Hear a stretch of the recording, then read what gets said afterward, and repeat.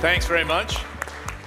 What a great panel. By the way, gentlemen, please go ahead and sit down. I'm just going to invite the audience as well while we have this moment, because we have these seats reserved for our VVIPs in the morning session. Feel free to come forward so the panel can see you, because the lights are very bright here. We're in a phenomenal moment in time, because there's a lot of geopolitical risk in this region specifically, obviously because of the Red Sea and Israel-Hamas, Russia-Ukraine kind of grinding on now for 2 years, which has made it very complex in terms of energy deliveries and the resilience in that sector. But at the same time, in our opening session, we talked about the resilience of the G20 economies and the developing world, and some uncertainties what's going to happen in elections in Europe and the United States as well. But I think, particularly with the mix of people we have on this session, the opportunities that we're delivering here for the discussion for Central and South America, Morocco with its free trade agreements and its diversification of energy and many other sectors, and Italy with the Made in Italy brand, which has now been defined within a ministry. I think we should kind of scope what are the opportunities we have today. I'd love to get your insights, Jose Maria. It's great to see you, and we've known each other for a long, long time.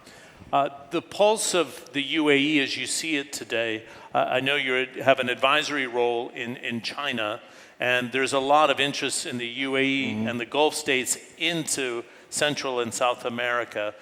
Can you start with Central and South America, because it's complex, and there are strains on democracies today, a great opportunity with natural resources, a market of over 500 million people.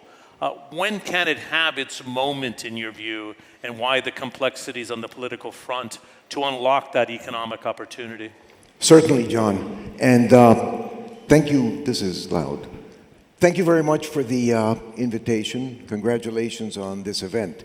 I want to get to that point, but first I would like to say that I was struck by His Excellency the Minister's Abdullah bin Tuk closing remarks this morning on the spirit or the ethos of giving, of abundance, because I believe that is a very necessary spirit in a world that is not working well. I mean, we have more geopolitical tensions than we have ever had since the Cuban Missile Crisis back in October of '62. The economy, global economy, is not up in full gear. Hundreds of millions of people are not participating in that economy. We have a failure of global institutions. Where is the Security Council with 2 wars that are going on? And then we have the climate crisis. So going now into Central and South America, let me look at this from a person's perspective. It's 550 million people, with 33% of them living in poverty, 180 million people in poverty. And of the 33% in poverty, another 33% in complete poverty. That is no way to create a climate of stability and of friendly investments. And so Costa Rica, South America, and Central America, they need on the inbound a tremendous amount of investment to create jobs. Jobs is what we need to be able to fight against poverty. And on the outbound, what we need is value added. If we don't add value to what we're doing, we're not creating the kind of society that we want to thrive at. Now, it's not only an issue of looking at it this way in terms of sectors, it's also an issue of looking at in geographies. And in geographies, of course, Latin America has a very good relationship with the US and with Europe, but the future is China. The future is China. There is a bit of China bashing nowadays because of the geopolitics of it, but let me tell you, that country is moving. I sit on the board of Toyoy in China. China is a country with 50 million entrepreneurs. 50 million entrepreneurs. So Toyoy, the company I'm on, has 4.5 million entrepreneurs on its digital platform, and on the other side has identified 20,000 innovative, creative businesses in China, which we're now bringing together. Toyoy is the Alibaba for entrepreneurs. And playing into that opportunity, for Latin America, and I think for the rest of the world, is a fantastic way to look at China. Okay, very quickly on the follow-up, because the UAE had a strategy at China. It started 15 years ago. They just saw that that tilt to east was there. They're very engaged in India. But people get very worried, and I'd love to have you address this, about China going to Africa early before people woke up. China's now focusing on the potential of Latin America. Is this worry overblown? And I'd love to get the minister from Morocco and Italy, because they've been very strategic. Let's start with Jose Maria quickly on Latin America, and Riyad, I'll come to you right after. Just a second. So in the world of today, China brings 4 things to the table. 1, a huge market for our exports. 2, capital and investment. 3, technology. And 4th, the ability to put deals together in a way where we both win. Okay, very good. Riyad, it's interesting. I wasn't going to ask you this question, but how do you see it? And I'm really interested in defining the unique selling propositions of all 3 of our participants. But let's address this, the global trends you see today, whether it's China or India as a very fast-growing market and potential partner? Both, my general. We're not trying to oppose people against each other. We know China is raising, we're seeing it every day, and we need to make space for China in the global world. China wants to have a leadership role. It is a leader, and it will become and stay a leader in the global world. And in the global economy, you cannot do something without having China on board. This is clear. That doesn't mean that the Western world will disappear, or we need to bet on a camp or another. We can work with everyone, and we can be successful together. And the idea is to be successful together, and the idea is to take opportunities from this transformation and from this wealth creation. China is creating new wealth. It's not destroying any wealth. What I can understand is that some economies, and mostly European and American economies, are trying to reindustrialize, are trying to rebuild production base, and this is normal because they need to have some autonomy, and they need to have to reappropriate technology and to create new products. And for countries like Morocco, we need to reassess the way we are creating wealth and jobs according to these new parameters. China having new ambitions in terms of production, economy, and market shares. Europe having new ambition in terms of reindustrialization. We, as a complementary economy to Europe and as a gateway to Africa and to the world, need to reassess our parameter to create more jobs and best quality jobs. This is our task. And it's not opposing one against each other that we will make a success. It's just trying to find the best opportunities in this changing world. Very interesting. I'm going to circle back on globalization because I wanted to start there with Valentino. We were discussing in the green room, and I've followed Italy because my wife's Italian, obviously, and lived there for a while. You have a Ministry of Enterprises and Made in Italy, because the brand of Made in Italy is so strong, particularly in the industrial north and fashion, design, food, obviously. How do you define your unique selling proposition as Made in Italy? I know it's highly respected here in the Gulf, where I lived for 10 years. And what is that mandate? Is it a business connectivity for the enterprises of Italy outbound? When the name of the ministry was changed from the Ministry of Economic Development to the Ministry of Made in Italy, and it's in English, even in an Italian country, it's in English, there was some criticism, and people were saying, oh, that's a gimmick, that's a cheap way of selling your country. And at the beginning I thought, maybe they're right. Then I realized it was not. First of all, Made in Italy is one of the most recognized brands there are. And Made in Italy, it's not a brand. I call it a meta brand, which is a brand which is made up from all the other brands of all that you know in the world. All the people that are here, some of it are here, are working to create their own brands, and they help create the brand Made in Italy. Made in Italy, this meta brand, this overarching brand then has to give back to all the other companies' brands something extra, a plus, an extra edge. So that's one thing. The second thing is, Made in Italy is, we use that in order to realize ourselves what our strengths were, what we should be proud of, and what are the skills we must preserve. We even passed a law about Made in Italy, where we looked at a series of, call it supply chains or value chains, where Italians are very good, then we need to preserve. And that has helped us to define what Made in Italy is. And if I can be quick, I can tell you that Made in Italy is not where things are made, but Made in Italy, it's how things are made. The way you make them, the energy, the passion, the skill, and especially also the values behind what you make.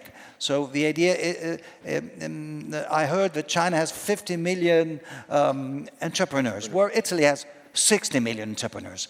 Every Italian feels like an entrepreneur, and every Italian feels it gives his best. You know, once someone told me, how do you define Made in Italy? But like if you have an Italian or a German or a French, they're all called to perform the same action and produce the same piece. After a while, the Italian will say, well, if you could twitch it this a little bit, we can make it better. The next time it'll come around, and in a month's time, you have something totally different. But that, to cut a long story short, Made in Italy means how things are made. And this being proud and this realization of your own strength is something that is helping our countries and is something that's being copied. Believe it or not, I was in Norway recently. They said, oh, you're doing a law about Made in Italy. We want to make a law about Made in Norway, which means every country, every place has to define and realize what they're doing, not to be in a confrontational world, because we're all the loser in a confrontational world, but to agree upon the rules, and that's the way we can find, and I go back to the previous discussion, it's on the rules we have to redefine together in order to be able to proceed ahead. Okay, I'd like to hive that off, Riyad, before I bring you back in, because I've followed Morocco. I was hosting Marketplace Middle East for CNN for 10 years and visited your country many times, so I've seen what King Mohammed VI has done. But all three of you talked about finding the common ground and rules. We have MC13 taking place as we meet here at Investopia. They now have a services structure. But to Jose Maria's comments, which I think are very prescient, everybody thinks that the post-World War II institutions are not adapting to the challenges of today. And it's not like they're not trying to adapt to it, but there's not the trust factor, the cocooning by some countries to go against globalization, potentially the next administration in the US talking about putting tariffs of 10 to 60%. I'd love to get your perspectives. You have free trade agreements everywhere, Riyad, as you were saying, Europe and the US in particular. But Jose Maria, when you want to give us the view from Latin America about the benefits of globalization, some of the backlash, as you said, many people were lifted out of poverty, about 1 billion people, but not everyone. And now there's resistance to it. This is a major trend. How do we get it right? The global order of financial institutions and economic institutions, please. Yes, there is a lack of kind of like, not engagement, but connectivity between what we're doing at the macro level and what is happening at the micro level. In many of the countries in Latin America, you look at the macros, and the macros are good, but the micros are terrible. I mean, people are living in abject poverty, and that does not bode well for democratic regimes. So people are voting for candidates that take an advantage of democracies to get elected and then become very autocratic in the way that they are dealing with these challenges in a completely unresponsible way. There's a wonderful book out there, John, by a common friend, Moises Naim. He talks of the 3 Ps. The P of populism that needs the P of polarization, constant polarization, and that needs the 3rd P of post-truth.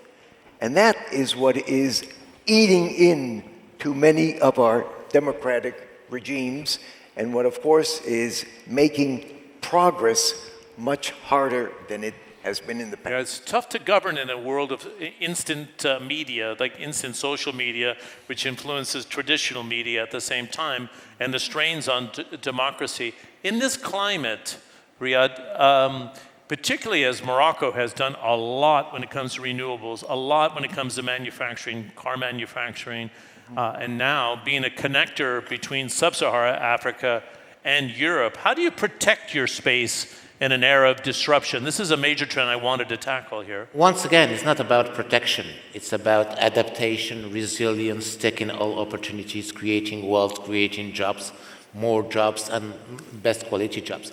But let me rebound on the made in country, or we have a debate. My general director of trade is here. We have a debate since 3 years about the made in Morocco and the made in Morocco brand and the logo, etc. It was a very hard debate. About the brand? Is that I didn't About quite... the brand, about the brand of Morocco. promoting the brand, making a logo, making a strategy made in Morocco. And I was a little bit confused, and I'm always confused, and you explained it, about the difference between the rules of origin, made in Morocco. It's a rule of origin. May it have to be 40%, 50%, 60% integration, or is it a spirit? Or is it a way of doing things? And we are trying to find a new name that means Moroccan quality or Moroccan way to define this spirit, but we are in the same alignment. Regarding multilateralism and trade and open trade, well, things are easy. Trade rules were made for powers that were producing and wanted to open markets all over the world. That was the initial way. I am part of industrial countries producing cars, producing machines, producing drugs, and I want to sell it everywhere in the world. Open the barriers, open the doors, let me sell my things everywhere. That was the GATT agreement, WTO. And then countries adapted and new countries were coming and producing this type of products. And there were single countries that were producing this type of products. Then the rules were not anymore adapted to the most powerful countries. And then you start to have frictions.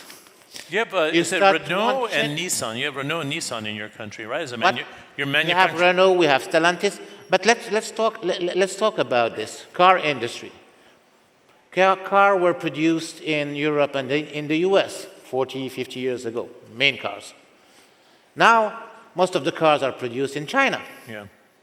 Rules need to change. The markets are still distributed, Europe, US, and China. These are the three big car markets. But now that China is producing and trying to export in the other markets, it's complicated.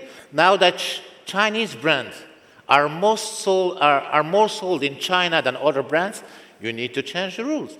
And this is where the tension and the friction is coming, because you have emerging countries that are producing, that learned how to produce, learned how to create, learned how to invent, are making R&D, have their own brands, and the rules are not anymore adapted for the most part. So you'd suggest, and I'd love to hear Valentino's thoughts on this, and Jose Maria, please, are these institutions unable to adapt quick enough? What's the view from Italy, please?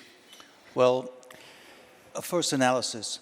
This morning, there was talk about the globalization Felix, the happy globalization that started with the fall of the Berlin Wall. We thought that rule-based Western system was throughout the world was flat, and the decision was just decided by either I buy it or I make it as just-in-time kind of world, where you would have a flat world. The world is no longer flat. Geopolitics came back with a vengeance, and geopolitics is borne out both by the big crisis and the conflicts we've seen coming back that we didn't expect, but also by subtler conflicts between, for example, the fragmentation and polarization within countries, within democracies, and between areas. So we're seeing now a world where there are a set of regional areas that are forming and that are trading amongst themselves. I think that, for example, we are within the European Union. As countries of the European Union,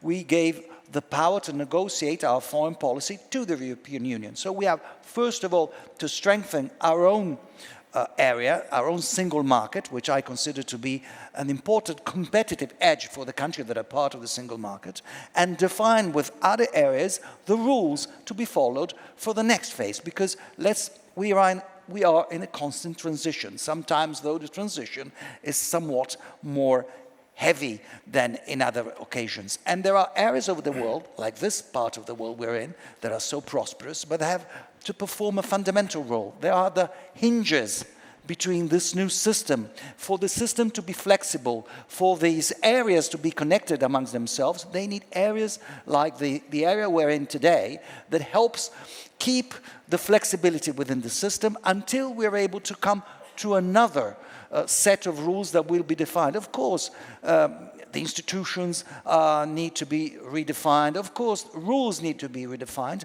But at the same time, we have to continue to talk, to discuss, and as politicians and all of us have to guarantee prosperity and well-being every day to our citizens. So in order to avoid disruption, we stayed with this system. We realized we're going towards a regional areas trading among themselves, make it sure that the friction will not disrupt the system and come to the next.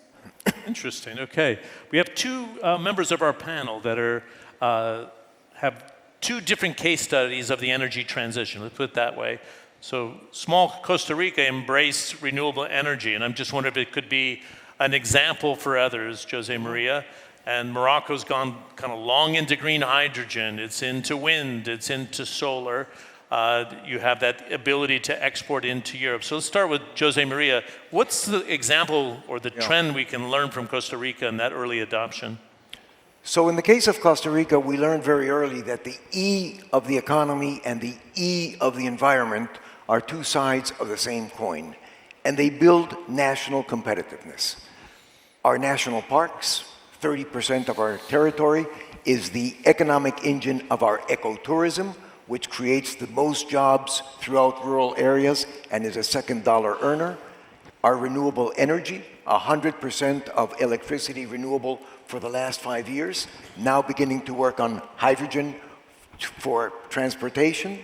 If you look at the payment of environmental services in Costa Rica, it goes a long way in terms of protecting our ecosystems. And there are so many different examples where we have brought the economy and the environment together. But I'd like to take that and extrapolate it to part of the conversation you had this morning about the consensus of COP28. Mm-hmm. Because I believe that what happened here in COP28 is un parteaguas, we would say in Spanish, is a positive tipping point in terms of moving into an economy of low carbon emissions. 4 elements that I would want to mention.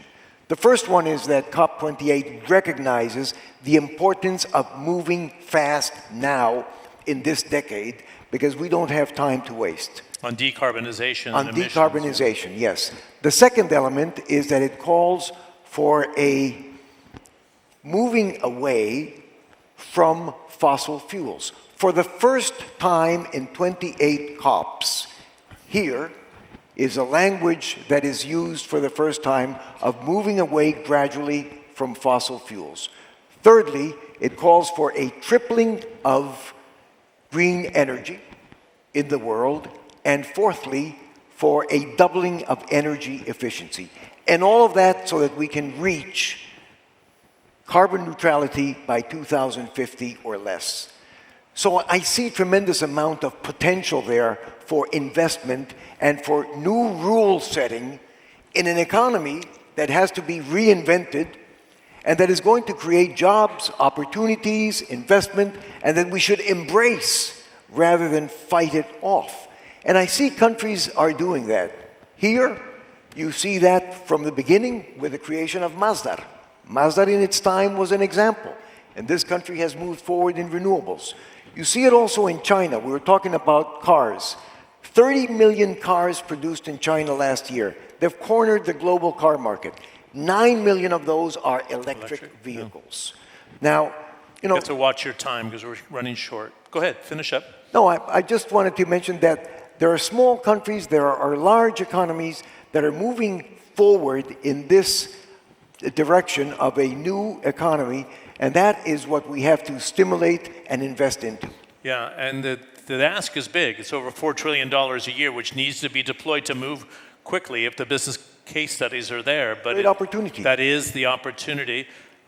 Discuss Morocco's position on wind, solar, green hydrogen, how it feeds into fertilizer, a connecting point for natural gas going from sub-Saharan Africa into Europe as well. It's quite a game changer that most people don't recognize. Yeah, it's exactly. To make it short and simple, Morocco aims to be the most competitive decarbonized manufacturing platform of the world. This is our objective. And thanks to the support of the Emirates, we're very proud of that. Our brothers of the Emirates are supporting us very heavily. Was that through Masdar, Minister? Well, it's different institutions, but it's a direct state support, and we appreciate that. We're making a deep transformation. And because we are really energy dependent and renewable energy dependent, because we are energy dependent for water, even for drinking. We are energy dependent for water, that means we are energy dependent for food security. And we are energy dependent for producing, and our energy, our green energy is by far more cheaper than carbonized energy. So it's heavy investment. We have a target, we have a plan. 40% of our electricity production capabilities are already renewable. We're going to 62%. We are building hydrogen capability. We are building capability to provide energy security to Europe. And we are very proud of our partnership with the Emirates to make this transformation and to guarantee food security for Morocco, food security for Africa, and energy security to the world. Yeah, it's been fascinating as an observer of the region to see the relationship between the President Mohammed bin Zayed and King Mohammed VI. It's an understanding of where They to are go. just real brothers. Yeah, no, exactly. And I've witnessed it. In the final 3 minutes, I would like to have you each spend a minute on the major trends. We talked about political disruption. We've talked about AI this morning. But Valentino, you're in this vantage point from Europe. What is the major trends that we should be watching for the next 2 to 3 years to give some insights into I'll the go back to Italian made in Italy view? Well, first of all, the twin transition we're going through, green and digital, are going to impact. But I'd like to stress one point. Italy is the second largest manufacturing country in Europe. And we've gone through a transition last year. In a year and a half, we changed about 1/3 of our energy supply from Russia to the rest of the world without disrupting production. And that wasn't an easy feat, and we did that. We're also looking ahead. We're looking for the next transition because, of course, green transition is coming. We did first the digital, now we go towards a green transition. These are the two elements we're dealing with. And thirdly, of course, into the AI and everything that has to do with that. Plus, I would add satellite technology and the integration satellite, AI, mechanical and the new production forms, and environment technologies. Interesting. Very quickly, do you think people underestimate the engineering prowess of Italy? Most people don't think it's as nimble. They think of Germany as the manufacturer. But Italy's pretty flexible that way. We're close and integrated with Germany. I think there wouldn't be any Germany without Italy. There wouldn't be any German cars without our productive capacity and strength. No, Italy is a powerhouse in terms of industry. We have to make sure we continue along the way, and we have to make sure that the E, like you said, the ENS and ESG don't fight, because if you don't keep your country and your economy going, then the people will be against you and they will be against the transition. You have to make sure that the things go smoothly and the technologies go together. You cannot push from one technology against the other. We have to continue. Then the market and the situation will decide which technology prevail. Even nowadays in our energy sector, we see there are various energies working together. It's not that it's just one or the other. And that's why we all have to continue our transition until we find the right balance. Yeah, it's developing a new energy system, but you can't abandon the old one. Minister Mansour, would love to hear your thoughts on the major trends. We're almost out of time, so be direct. Thank you. I fully agree with Valentino, and I would like to add something. Developing manufacturing in Germany or in Italy or in Morocco does not need to develop against each other. We are complementary. My customers buying my cars are in Italy. That means Italy has to be in good health, have a good economy, and I need to be here to support the Italian economy, and we have to be complementary. This is an and, not an or. For new technologies, the trend is easy. The trend, it's all about talents. It's all about producing talents. Interesting. It's one, producing engineer. AI is mathematics, basic mathematics. We need more mathematicians. We need more talent. We need to orient more people to scientific journeys, and this is what we're doing. Our aim, we're producing now 20,000 engineers a year, and the plan is to produce 50,000 a year. Correct. In the next 3 years. In the next few years, oh, that's a pretty good headline. You get to wrap us here, sir. Thank you, John. So if I could zoom out from the planet and look at it turn around, I would say that we're living in a period where 500 years of Western preeminence are coming to a screeching halt. And that is creating all types of disruption. The future is Asia. And within Asia, it's China. Our CEO, Gertrude, Not everybody agrees with you on this, right? Yes, well, We had a conversation this morning about India. fine. Okay, Also I'll China. take that. But the future is... see, the dispute does emerge, future is right? China. I know you're pro-China at this stage. Our- There's our- worries about a slowdown. Our CEO, Gerjun, says that the next China is China. That is correct. The next China Chinese is saying. China. Don't take your eyes off it. Okay, interesting. Minister, you said India as well, because it's a rising, growing power. 30% of the world growth is made by India. I mean, we have to recognize it. It's a blooming economy. They are making very, very hard choices, and they are developing technologies that are amazing. I mean, India is doing real well. That's a Great. discussion for another day. It is, unfortunately. Valentino, we are out of time, but I thought it would be interesting to get the idea of, is Europe and the U.S. prepared for the shift to I'm power sorry, that Jose Maria is talking about? I'm sorry. I forgot Africa. I'm an African, always forgot ourselves. The next hit is Africa. Fully agree with you. You're putting a big burden on the minister here in the Africa front is row. closer and, to us, and indeed, I see Abdullah Bintouk is trying to think he has to moderate between you and your loyalties to Europe and to Africa. Go ahead, Valentino. We too, Italy is looking to Africa first, and I think we all, the future is not China, is not India. The future is the world. The future is global. We have to be in together. It won't be a world where one part of the world succeeds and the other goes down, but just the opposite. We're looking, of course, as Italy, we're looking to Africa now. We've created a plan for Africa. Of course, Africa is connected to the rest of the world. We're all in together. Either we succeed collectively or we fail individually. That's the future. Great. Thank you. And a good place for us to end. We went a little bit over, but that says please wrap up. That means I should shut up. But Jose Maria, great to see you. It's always a pleasure. thank you. It's been a long time. Your Excellency, it's nice to have you. And Thank it's you. great to have you dialogue on Morocco and this connectivity to Sub-Saharan Africa and to Europe as well. Africa as a whole. There is no Sub-Saharan. Sahara. We have one Africa. And having lived in Italy for 4 years, it's great to see somebody that's enterprising and carrying the Made in Italy brand. Can we give them a nice round of applause? Thank you very, very much.